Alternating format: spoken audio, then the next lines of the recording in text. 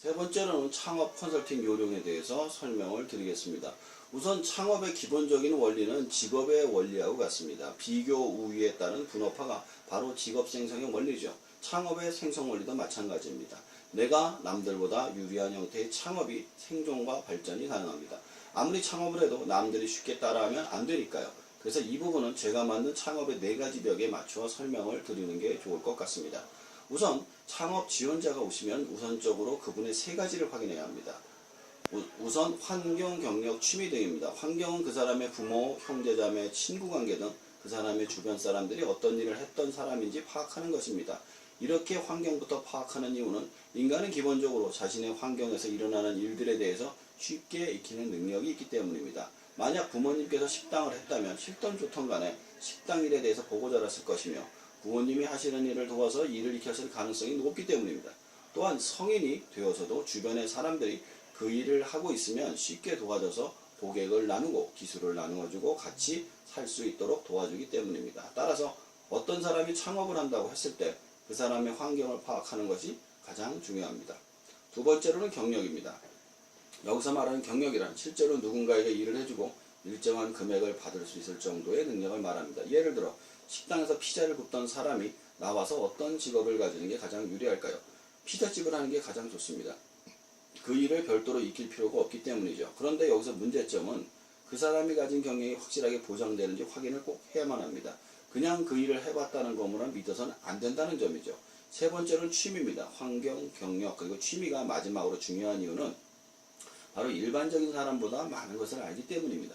만약 피규어에 취미가 있는 사람이라면 그래도 피규어를 모르는 사람보다는 피규어 자체에 대한 정보나 지식이 많기 때문에 제품을 잘 알아서 팔기가 좋습니다.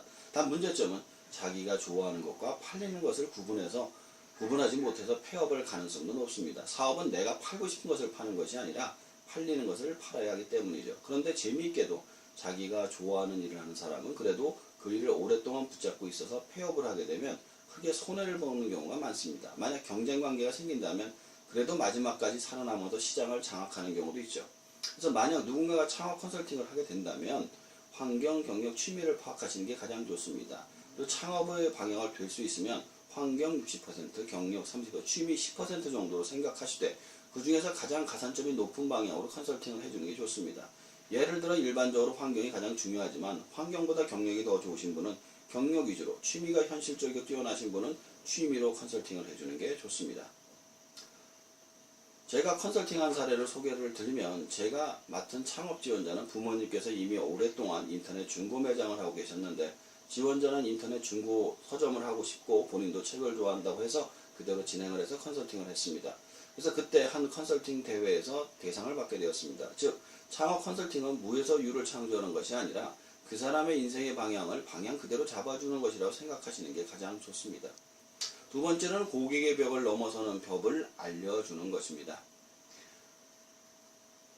대부분의 경우 창업만 하고 그대로 있는 경우가 많습니다. 그래서 가게 문을 열어놓고선 손님을 앉아서 기다리는 경우가 많은데 이러다가 망하신 분들이 정말 많습니다. 그래서 고객 모집의 3가지 원칙을 가리켜야만 합니다. 첫 번째, 법과 윤리에 어긋나지 않는 한 수단과 방법을 가리지 말고 광고하라. 두 번째, 단골을 만들어라. 세 번째, 내 고객이 아니면 포기해라. 그래서 일단 매장을 온라인이든 오프라인이든 오픈을 한 다음에 무조건 광고를 하는데 일단 돈을 들이지 않고 시작하는 것부터 좋습니다. 우선적으로 정보지를 주변의 상가나 아파트 단지에 뿌리는 것부터 부모, 형제, 일가, 친척, 동기, 동창 일단 아는 모든 사람에게 자신의 사업에 대해서 알리는 것입니다. 그리고 예산이 허락하는 한 광고를 낼 수 있는 인터넷, 신문, TV에 광고를 하되 광고업체 등과 상의를 하고 또 일단 해본 광고 중에 비용 대비 효과가 큰 것을 찾아서 확대하는 방식으로 지속적인 방식을 찾아보는 것이 중요합니다.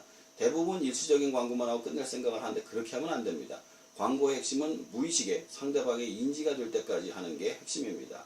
그리고 이렇게 오신 귀한 손님을 그냥 보내시면 안 됩니다. 어떻게든 다시 오게 만들어야 합니다. 저희 서점 같은 경우 포인트를 적립해 드립니다. 포인트를 적립해 드리면 그 포인트를 쓰기 위해서라도 다시 오시기 때문이죠. 아니면 기억에 남거나 1년 내내 써야 하는 선물을 드리는 것도 한 가지 방법입니다. 저희 서점의 경우 달력과 스터디 플래너를 연말과 연초에 선물합니다. 어떻게든 다시 오게 하는 방법에 대해서 연구를 해야만 합니다. 그래야만 단골들이 다른 손님들을 끌어오기 때문이죠. 세 번째는 선택과 집중입니다. 가끔 짜장면집에 가서 라면을 달라는 손님이 계십니다. 라면을 달라는 사람이 많다면 바로 라면집으로 바꾸고 짜장면을 서브로 바꿔야 하겠지만 가끔씩 찾는 손님을 위해서 라면을 메뉴로 올릴 수는 없죠. 이렇게 제품이 나눠지다 보면 딸린 서비스와 비용이 상승하게 됩니다. 따라서 자신의 제품과 서비스에 적합한 고객을 받되 너무 멀어진 제품과 서비스를 원하시는 손님은 버려야만 생존할 수 있다는 점을 알려줘야만 합니다. 그리고 경영의 벽에 대한 이야기입니다. 대부분 창업을 처음 시작하시는 분들은 자신이 망할 수 있다는 생각을 꿈에도 하지 않습니다. 그런데 현실에선 10개를 창업하면 9개가 망합니다. 그래서 경영을 알려주어야 합니다. 경영의 벽에서 가장 중요한 것은 예측과 대책입니다. 쉽게 말해서 이 사업을 계속해서 손해가 더 크게 날 것 같으면 어느 시점에 접어야 하는지 알려주고 사업을 확장하는 시점은 어떻게 해야 되는지 알려주는 겁니다. 이 중에서 사업을 접어야 하는 시점을 알려주는 게 굉장히 중요한데 사업은 돈을 버는 일이지만 동시에 돈을 쓰는 행위인 것입니다. 만약 내가 사업을 통해 손해가 계속 난다면 그 사업을 유지할 이유가 없죠.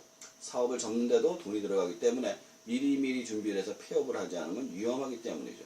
이 부분이 처음 사업하시는 분들이 첫 사업에서 크게 손해를 보고 파산까지 하는 경우가 많습니다. 이 경우는 간단합니다. 자신의 사업을 총자산을 계산해서 자본보다 부채가 많아지는 시점에 폐업을 하라고 이야기하고 기간을 잡아서 준비를 하면 충분히 대비할 수 있다는 점을 알려주는 것입니다.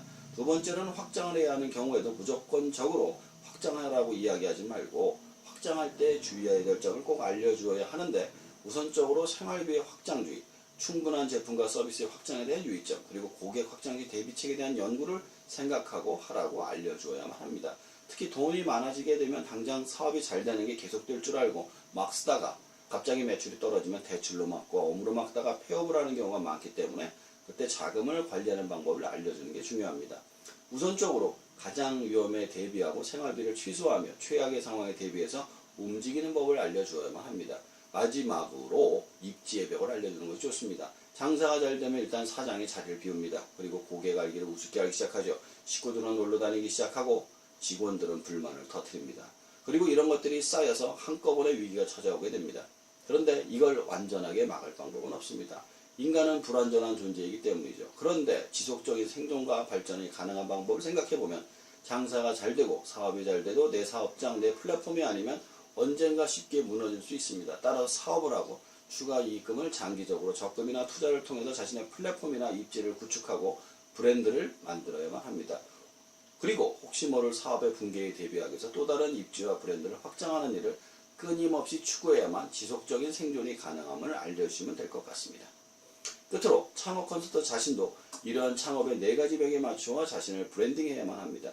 프리랜서와 창업자의 다른 점은 프리랜서는 일한 만큼 돈을 받지만 창업자는 자신의 시스템이 돈을 만들어주는 것입니다. 프리랜서는 아무리 돈을 많이 벌어도 자신이 직접 일을 해야만 하지만 창업자는 자신이 직접 하지 않아도 돈을 벌 수 있는 것처럼 창업 컨설팅 자체로 돈을 버는 사람이 되기보다는 그것은 창업의 흐름을 알기 위한 수단으로 하면서 실제로 돈을 버는 시스템을 구축하셔야만 합니다. 예를 들어 자신의 강의나 컨설팅을 유튜브나 인터넷 동영상으로 올려서 돈을 버는 것은 인터넷 지식 창업입니다. 이런 식으로 내가 직접 강의를 하지 않아도 컨설팅을 하지 않아도 돈을 벌 수 있도록 하고 또한 이런 내용을 책으로 발간해서 인쇄를 통해서 돈을 벌 수도 있습니다. 또한 자신이 사업에 대해 눈을 떠서 새로운 사업을 직접 운영을 해서 돈을 버는 방식으로 가야만 할 것입니다. 정리를 하자면 창업 컨설팅은 가장 유망한 창업 업종이자 가장 중요한 산업군이 될 것입니다. 그리고 창업의 4가지 벽에 맞추어 컨설팅을 하시면 보다 체계적이며 컨설팅이 될 것이며 마지막으로 자신 역시 창업자로 거듭나시라고 말씀을 드리면서 마치도록 하겠습니다. 감사합니다.